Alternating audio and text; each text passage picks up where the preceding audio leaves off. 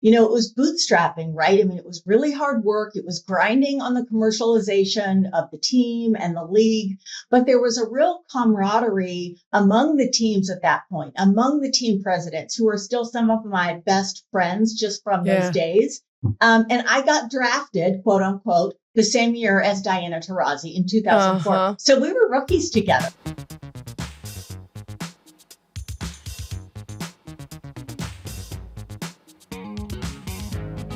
Joining us now, she's the CEO of the Phoenix Final Four Local Organizing Committee, helping bring the first women's Final Four to Phoenix. The former president and COO of the Phoenix Mercury and former COO of the WNBA. She spent the first 17 years of her career with Bank of America, a University of Colorado Boulder grad. The first time she ever went to Detroit, she went home with a WNBA trophy. It's Jay Parry. Hi, Jay. Hi, Sarah. I'm so excited to be with you today. This is exciting.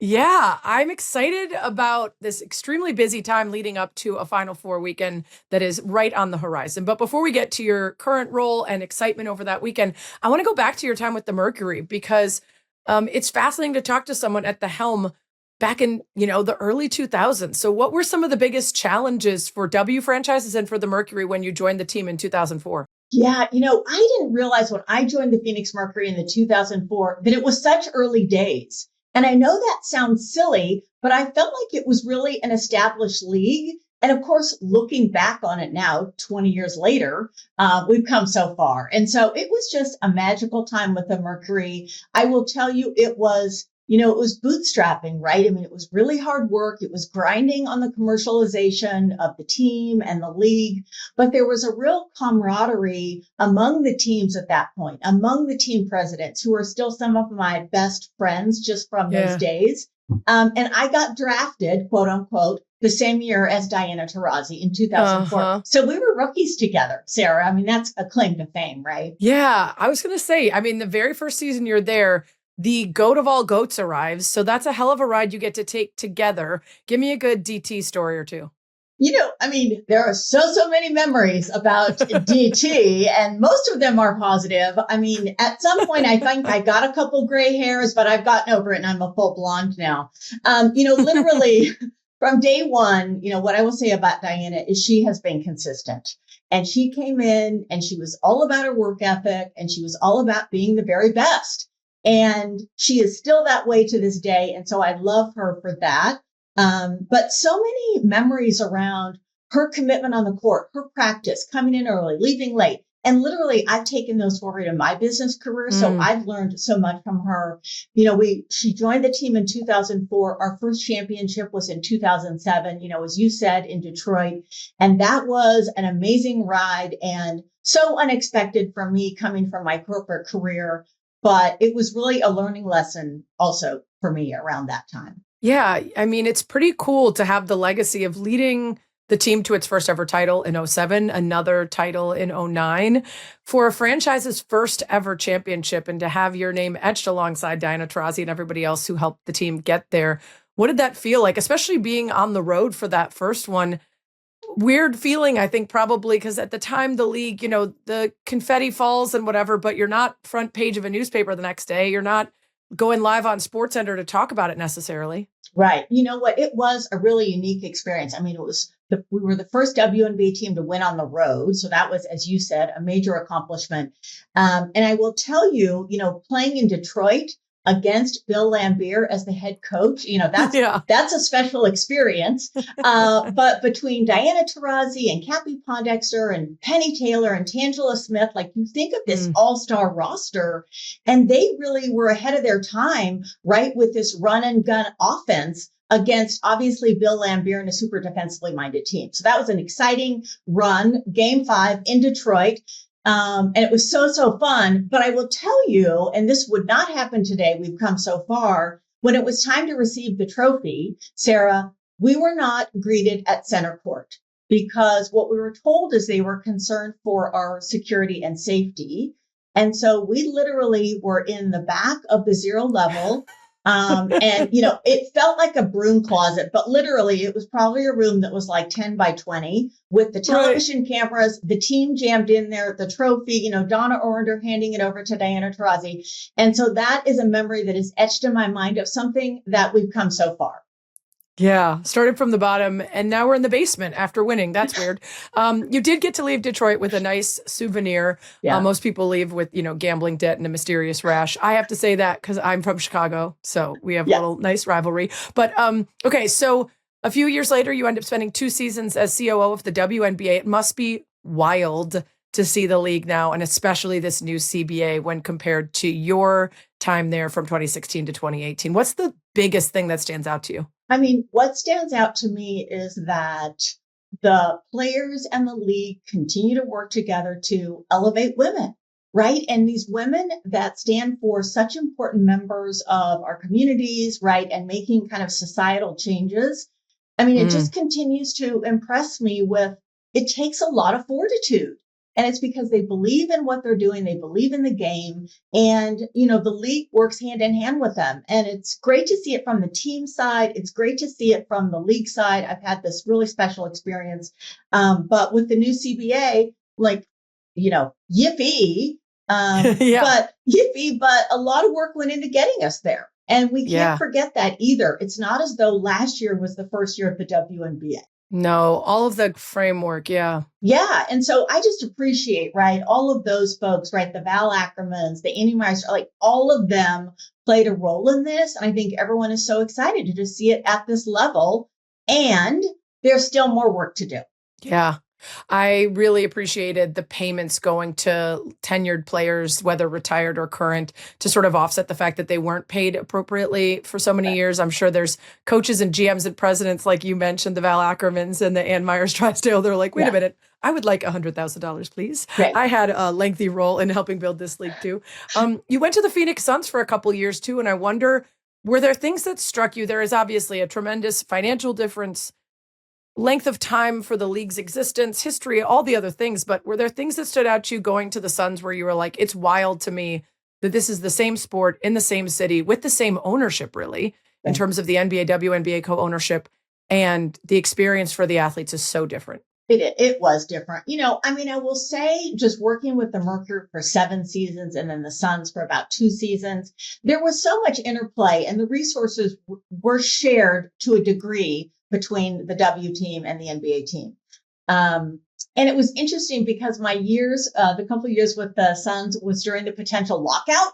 And so that was just this other layer of craziness, right? And 13 different contingency plans of what could happen. But what I will say is just the staff on the ground was really just committed to the Mercury. And even when I was with the Suns, it was like, hey, we want to make sure that we're really connecting with the WNBA team. But also, it was like 50x in revenue. Yeah, 50x per season. And you have to be realistic about that, right? I mean, you have to make those trade-off decisions and consider, the investments versus the immediate payoff. But I think we really set the standard in 2009 when at the Phoenix Mercury, we had the first jersey sponsorship, right? I mean, those were kind of early commercialization days of the WNBA. This was like LifeLock. Is that right? It was LifeLock. Exactly. I remember those jerseys. Yeah. Yeah. Good. I'm going to tell them that. And so, having the players involved in that and still the support of the Suns, right? Leaders like the president, Rick Welts, who was just a phenomenal influence on the Mercury. And so there was a lot of interplay between the Suns and the Mercury that really worked. But it was a grind. Let's be honest. It was a lot of work. Yeah. I mean, that growth that we've seen on the W side has been mirrored on the college side with investment, right? There's so many more programs that can contend and really compete in the NCAA tournament because there are more schools now investing in their women's side. And the party that is college women's basketball is coming to your town. So I want to know what we can expect from Phoenix as a first-time host of the Women's Final Four. Yeah, what I will tell you is our community is all in on making this the very best women's Final Four yet. Like, we take this responsibility. It sounds silly, but very seriously, it's an important platform. It is the pinnacle of college women's basketball. And we want every detail to feel like they've been curated at that elite level, right? For players, for fans, for media, for the partners. And so we've got, a week-long activities, planned because this will be, as you just said, the epicenter of basketball. And it really starts with creating super compact footprint in downtown Phoenix. And for all the major events we've hosted here, we've never had the competition venue and all the primary fan events in downtown Phoenix. So it's a 5-block walkable campus. And, all the events are free, which is really important to the NCAA and so important to growing the fandom and the engagement. And you can expect warm, sunny weather. Sarah, you're going to be with us, goodness. Right? You're coming. Yes. And this is the longest I've gone without sun in at least 18 years, because I was at the Olympics instead of Cubs spring training. I wasn't at the Super Bowl, which is usually warm weather. So I have just been grinding it out without any sun for months and months. I'm pale as a ghost. I need you, Phoenix. I need you bad. You have this to look forward to. You don't have to bring your furry whatever with you. Yeah. But we are focused on, as I said, really this kind of journey when you get on the ground. And so it starts at Sky Harbor Airport. When you touch down, we want you to be like enveloped by the women's Final Four and think, I'm at a major event. And that then, billboards along the way from the airport to downtown, signage, building wraps, supersized everything. And then we'll have volunteers really at every turn, because one of the things at Phoenix and Arizona, and you've been here, right? We are very hospitable, right? We kind of roll out the red carpet. We're very tourism oriented. And so volunteers at every corner that can help with wayfinding, that make you feel welcome and can really introduce you to kind of their Phoenix, right? And their Arizona. And so you can see it through a local's eyes. And that's amazing. That's something that we're excited about. And we've hosted more major events here in Arizona in the past 10 years than any other market in the US. So we know how to host, right? 2 Super Bowls, 2 men's Final Fours, a college football playoff. And so having this women's Final Four, on that list of highlights is super exciting to us. Yeah. In fact, a lot of the folks that are going to be there for the Final Four were just there for the 2024 WNBA All-Star Game. I know that you weren't part of that committee the same way, but any surprises or insights that you learned from hosting a kind of similar crowd? Yeah. What I will tell you is what we saw with the WNBA All-Star is that there's still an opportunity and there is still an appetite for that elevated experience. And from the feedback we received, it was a phenomenal time in downtown Phoenix. They crushed it. Yeah. They crushed it, right? The Mercury took it to the next level. The city took it to the next level. And there was a lot of care given to kind of what I talked about, just how it felt when you got on the ground, the experience you had when you were here. And also fans showed up in droves, right? I mean, I got a picture from my friend at the airport the day after All-Star with all the orange hoodies, at Sky Harbor Airport. And, you don't need a hoodie here in July. Let me just say. Everyone just wanted, it was like 107 degrees that week. It was. And, it's going to be better when you're here next week. I promise. But Mortgage Matchup Center, right? It's a state-of-the-art basketball venue, and we're really excited to have our event there next week. And they have all the bells and whistles, and there's just a ton of investment on keeping it at that really high level. Yeah, I'm not surprised you get the opportunity to host. It's built for it. It's a great place for it. And, you've been on the host committee for the men's Final Four, for the Super Bowl. And I wonder, as you're working with the city on a major women's event, how has it felt different? Whether that's because you're working with folks who aren't as familiar with women's sports, or maybe you're trying to get them to buy in on the scale and the size and the value and the luxury of what the women's game now demands. Because to your point, people want elevated experience in the space in a way that they couldn't really ask for before, but now they expect. Yeah. What I will tell you is the Valley and the city really does have a long history of supporting, right? The Phoenix Mercury and the 3 championships. There's renewed interest with ASU and Coach Molly Miller in her first season, and really having that be, a standout. And so we actually have the great benefit of fantastic support around women's events. And we want to continue to build on that resume. I was at a Phoenix City Council meeting just yesterday, and we were talking about, women's Final Four, what you can expect. And I have to tell you, on a 9-person city council, we've got a female mayor and we've got 6 female council members. Amazing. And literally, we've got a female governor. I mean, there's just so much female leadership in our state. And literally after the meeting, those 6 council members said, we are so excited to host this major women's event. It really is the first major women's event we've had in Arizona. We hosted the She Believes Cup a year or so ago, and that was important. Yes, I went to one of those games too. Oh, you did? Oh, you're a regular. Okay. Yes. I've been going to Arizona for 16 straight years for Cub Spring Training. So I have hiked at, Seguro National Park and seen the Salt River horses. I've drank at every single bar. I've tried to ride the horses in Old Town Scottsdale well past midnight that you're not allowed to ride those statues. I've done it all. I've seen it all. I need the Sarah Spain itinerary. This sounds exciting. Okay. Yeah. What's your favorite margarita? I mean, can you share that with me? So I'm not a margarita girl because tequila and I aren't friends, but I used to love going to the Salty Senorita and getting a big old daiquiri. Okay. All right. That works too. R.I.P. Salty Senorita. That was my spot.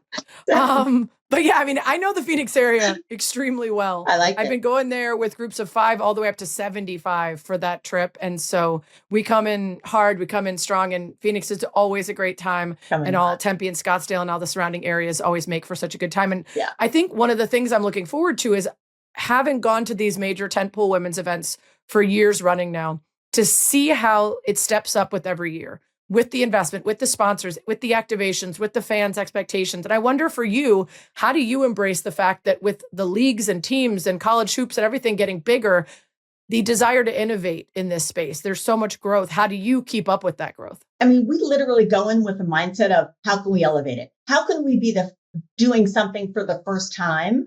And we employed that when I was with the Phoenix Mercury, when I was at the league, and now we're doing that with all of our major events here. And so in working with the NCAA, I mean, they are so invested, right, in growing this game and growing the platform and making sure that we're really involving the younger generation, right, the college students and the kids in everything we're doing. And so we do have some exciting firsts here in Phoenix, in downtown, and you've been at Mortgage Matchup Center, literally right outside the venue for the first time for Women's Final Four. There's a supersized bracket. It's on the side of a 6-story building. It's 150 feet long. It's getting updated with each one of the matches. And that's going to be triggering for some people. Exactly. Saw their brackets busted on like day one. I mean, they do go and they do point to their teams. I've seen several selfies happening out there. Nice. But it just shows like the bigness of this event, right? And the importance of this event. So that's one. We also have a new outdoor, it's called For It All Fest. And that will be a really tailgate size kind of event where it'll be free. There'll be entertainment. There'll be supersized screens so that the men's and women's Final Four games for Thursday, Friday, Saturday, and Sunday can be watched. And so that'll be really great. Local food trucks, entertainment.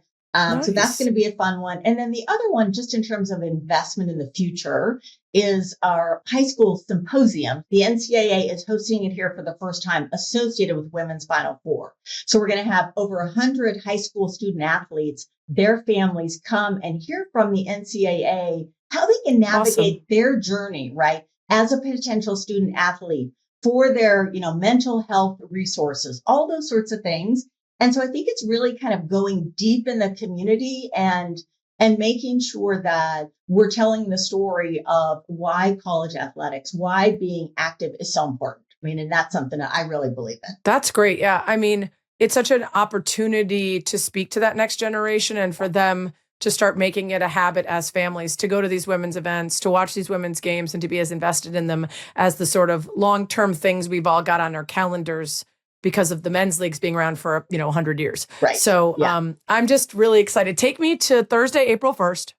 Final Four weekend is about to get underway. What are you most excited for of the weekend? I am most excited first to welcome the 4 teams to Arizona because we meet them at the airport. There literally is, it's not a red carpet, but it's like a kind of orange carpet that gets rolled out. They come down off the plane and they get to start their championship experience. And so just seeing their reactions and talking to the coaches, they all have their different personalities. When it was the men's Final Four, UConn was delayed until, 4 a.m., but we still met them at the airport. And so just really starting with that student athlete experience is exciting to me because what I've heard from talking to some of the participants is like, this is a life-changing moment. It's something they'll take with them. And it is their first introduction for many of them to Arizona. And we want them to feel like, I can't wait to come back, right? And I want to come back and visit. I want to live here. I want to go into business here. So first starting with the student athlete and then literally like, I love all the events with the kids. And so we've got the bounce event on Saturday morning where 3,000 kids are bouncing their basketballs through the streets of Phoenix. The streets are shut down. You'll have to tell me where that is so I can avoid it. Sounds amazing. Sounds Totally, amazing for totally maybe amazing. other folks. I don't think I want 3,000 kids anywhere near me, but good note. Good note. You got to be up for it. I mean, we've got our Grand Marshal, Molly Miller's going to bring a couple of her kids down. Oh, fun. And Mayor Gallego's going to bring her son down. So it'll be fun. And then heading into on Friday morning, you're going to want to miss this one too. We have our final 4 schools, our third graders that have been reading around the state for months and months and months. It's the top 4 schools. We're going to crown a champion reading school. Because reading at the 3rd grade level is really important to future success in their studies. And so they've been reading. We've got over 20 million minutes read. And so we're going to crown a championship. So those are the if types there's of books things. Involved, I might show up to that one. Okay, good. Yeah, either online books or real books. So I'm just excited to, put Phoenix on the map for this amazing women's event. Well, it sounds like you've got everything ready to go. I'm so excited to get out there, and I hopefully will run into you somewhere along the weekend at one of the events going on. I'm really looking forward to it. Thanks so much for joining us. We can't wait to have you out, Sarah. Thanks for your time.